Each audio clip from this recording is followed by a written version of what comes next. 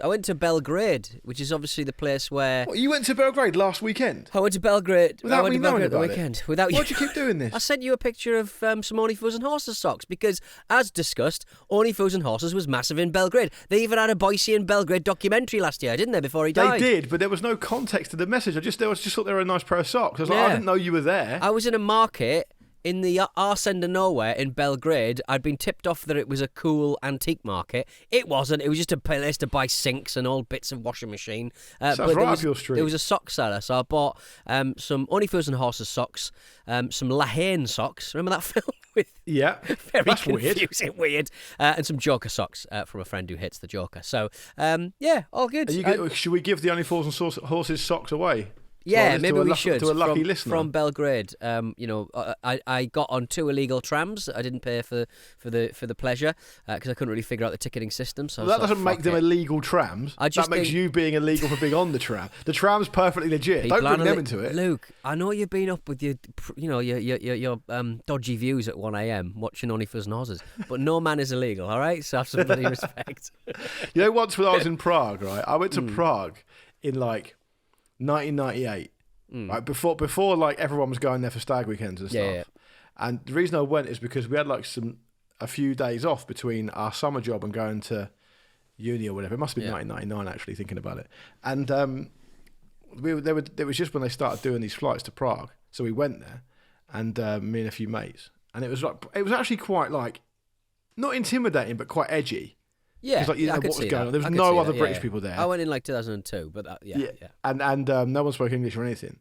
And we did exactly that with the tram. We got on the tram, not knowing you had to get a ticket beforehand, and a man with a mustache grabbed us, opened his hand out like that, and just had a big coin in the middle of it. Right, okay. And we were like, oh, that's a nice coin. Oh, thanks for showing it to us, or whatever. And it turns out that was like the badge for a police officer. Oh. He had a big golden coin in You his thought badge. it was the Prague. You thought it was a charming chocolate box image of what a tramsman would be. Yeah, we just became absolutely farcical because he couldn't speak any English. Our phones didn't work, so we couldn't translate, and there's no translate app then anyway. Yeah. And it was just like a lot of gesticulation until one of my friends, Chris, just gave him a note, a denomination of a note. And he was like, nodded and just left. Right, yeah. Fair. I was pretty sure we got fined for that, but I don't really know. Don't really know how happened. much money was handed over. Yeah. It is just. It happens to the best of us. So you didn't get caught in Belgrade, no? I didn't get caught in Belgrade. There was apparently plenty of plainclothes officers around, so I was just kind of, as I was on, I was just constantly sort of eyeballing everyone to see if they were a narc or a member of the police fraternity. But I got away with it. I got on 3 trams, didn't get in trouble or nothing.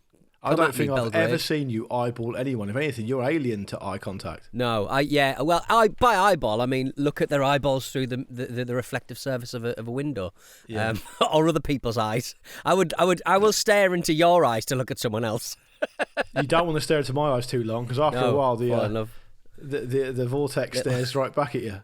My little coin will pop out. So how was the trip? Did you go with the partner you have access to? No, she's not that interested in Serbia. I was going to say, there's no way she's going, is she? She's not really interested in the cityscapes of the former Yugoslavia. She went with a couple of mates, and good God, the boss of Yugoslavia, Tito, what an interesting chap he was. What I like about blokes who've been in charge of countries for ages, they do get given gifts a lot.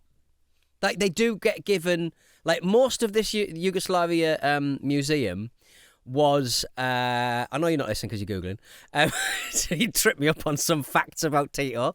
But it's interesting what you're saying about Tito there, isn't it?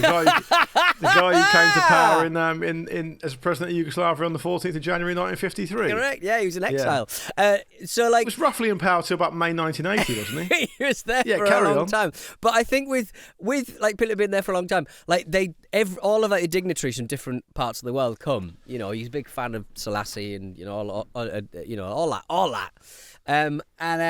And they all sort of pop round and they all drop off some like little gift and stuff. So this Yugoslav museum was just all motherfucking gifts for Tito.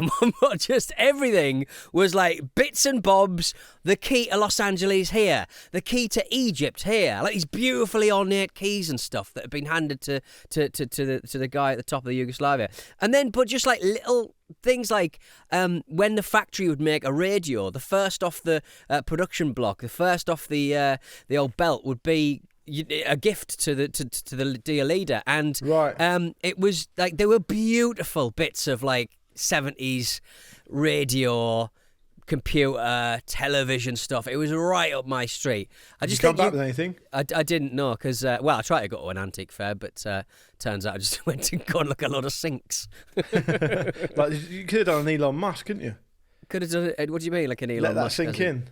Yes, nice. Let that sink in on the Air Serbia flight that was 2 hours late. Yeah, brilliant. Oh, Air Serbia, huh? So tell me about the indie bar there. There wasn't an indie bar. There was one rock bar that we went to that wasn't actually. They were playing like they were very reluctant to let us in, or certainly reticent to tell us why they weren't going to let us in.